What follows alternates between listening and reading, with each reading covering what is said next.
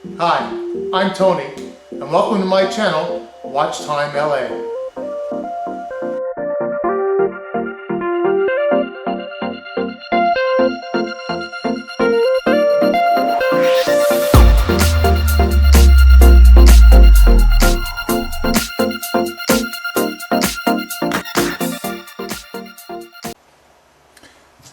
Hello guys, welcome to Watch Time LA.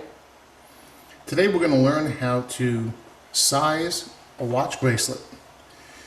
If you are lucky enough to get one of these giant monster Invicta Grand Divers, you'll notice that the band, when you go to put it on, is pretty large. Any watch that has this type of band pretty much is adjusted all the same way. There are lots of different kinds of watches and different kinds of watch bands.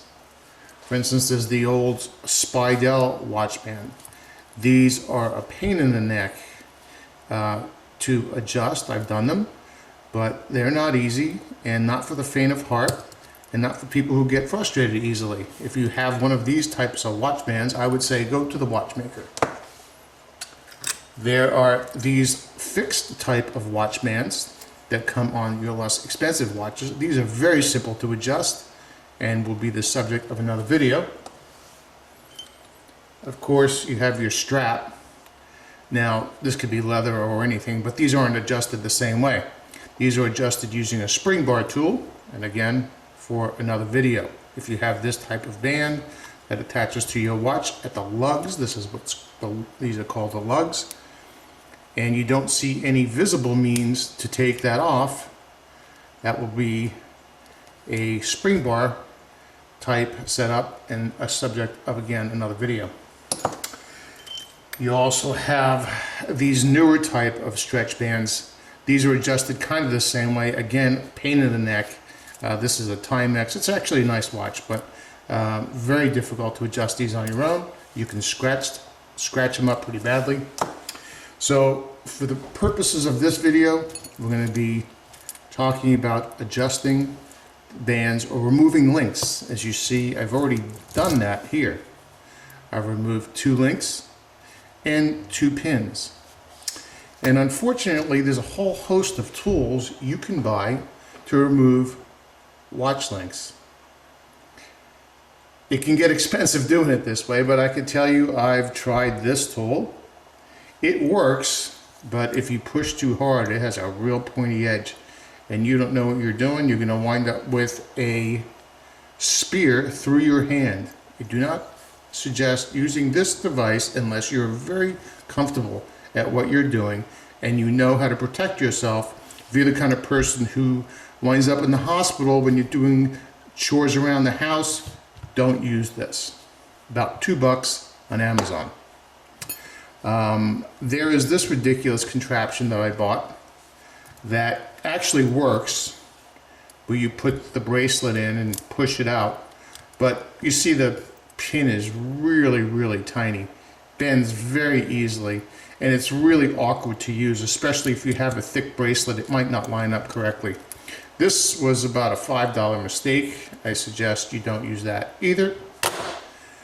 And then there's this little guy, who kind of works the same way as the other. With this contraption, you screw this out, and then to get the height adjustment right, you raise or lower this. Now I can tell you that every bracelet I've ever tried, the height doesn't work because by the time you get it to the right height, this falls off. The threads aren't long enough. This one might work because this bracelet's a little bit thicker. And the whole point is you push it in like this. It pushes the pin out through this other side. And it actually does work. In fact, it's working right now. The only drawback is on this one, again, it's very soft metal. You see it's pushed the pin out, which is what it's supposed to do. But I already started it. If this pin was in there tight like it was originally, 9 times out of 10, this little guy will bend. And this is another junk tool. Don't use it. My favorite tool to remove these pins is this tool. It's very simple. It's $2 on banggood.com. You'll see it up there in a minute.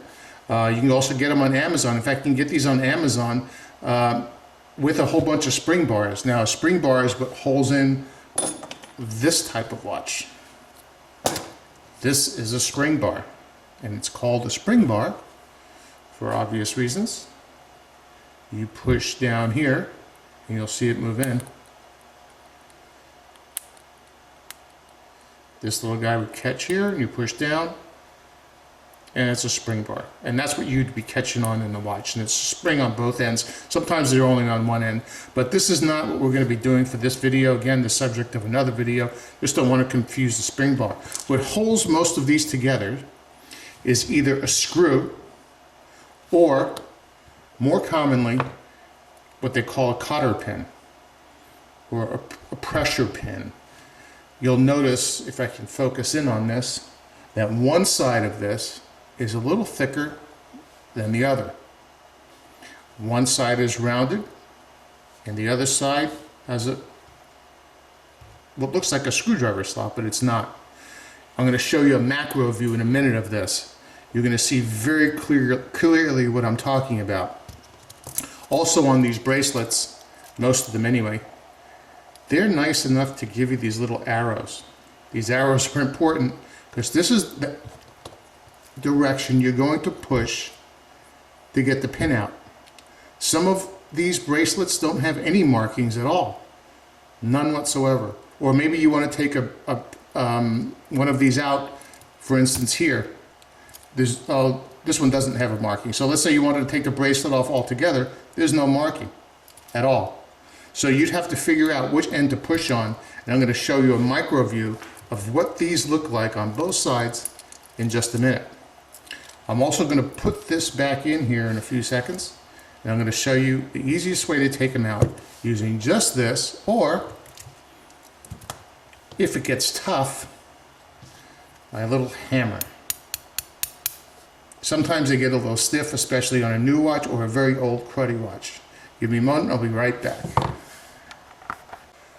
Now here's where having this magnification comes in really handy. I'm going to show you how to size a watch, but before I do, I want you to look real close. I'm actually looking inside one of the little holes that go through one of the watch links, and you'll see on this side, one of this end is completely rounded. I'm going to flip it over, and you'll see what it looks like on the other end. Now on this end, you see what looks like a screwdriver slot, but I assure you on this bracelet, it is not. If it was a screwdriver slot, it would be much thicker. But what this is a little end, the open end of the cotter pin. This is the opposite end of the end that you're going to push on to size the bracelet. So the first thing you want to do before you size a bracelet is figure out which way you're pushing. You want to push on the opposite of this end. If you see this slot, you're on the wrong side and you're pushing on the wrong side, and you'll either break your tool or scratch the watch. So make sure you turn it over and push from the rounded side without the slot. So here's a super close-up of what that push pin looks like. It's very tiny, but that's what the wide end looks like. And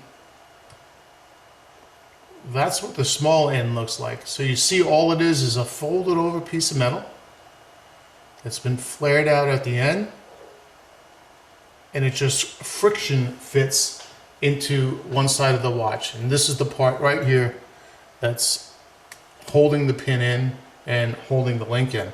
They do fall out sometimes. I haven't seen it often, but sometimes I'll see someone will give me a bracelet and the pins have fallen out. They make replacement ones. Some of them are better than others, but they're very, very cheap.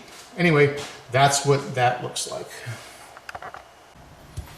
Okay, so now that you've seen the macro view, you've seen what these pins look like, you'll notice that I'm still looking at the bracelet, and I'm seeing right here where my arrow goes. I want to push my pins out that way. If you try and push them out the other way, you're going to damage the watch, you're going to damage the tool. My favorite tool again is this little $2 spring bar and push pin tool. You can also, whoops, sorry about that.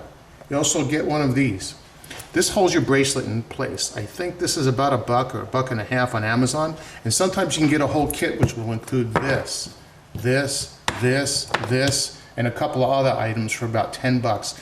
If you play around with watches, if you have more than one, or if you just want to do this for your family and friends, get the kit.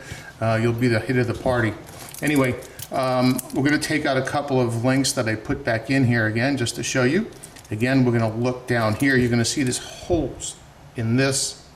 We're going to put the bracelet in the appropriate spot. We're going to line up this pin with one of the holes. See, there's kind of a lot of slots in there, so chances are you won't get it wrong, but if you're one of those that believe in Murphy's Law. Anyway, I'm going to take my little push pin tool. It's a very simple tool. Spring bar on one end, just a little straight pin on the other. It is not pointed or sharpened. And I'm simply going to push, boom, out it goes. And this one I need to take off 2 links. So I'm going to push a little harder here, boom, and there it goes. So what happened was, those pins just fell right through this device. They fell to the table. I pulled out 2 links, and now you can see better the arrows pointing down. Now remember, you got to push these, put them back in the opposite way you took them out. So we're going to put this together. We're going to take one of our tools. Sorry, sometimes it can be hard to grasp. Again, you'll see the wider end and the narrow end. So if you pushed that way to get it out, you're going to push this way to get it in, with the narrow end going up. It'll be very hard to do it the wrong way. It'll be very difficult. If it's giving you a hard time just going in the first millimeter or so, you're doing it backwards. But it should just push all the way in like that. You get just about flush. And I usually take one of these tools, or sometimes the end of my tweezers, the flat end.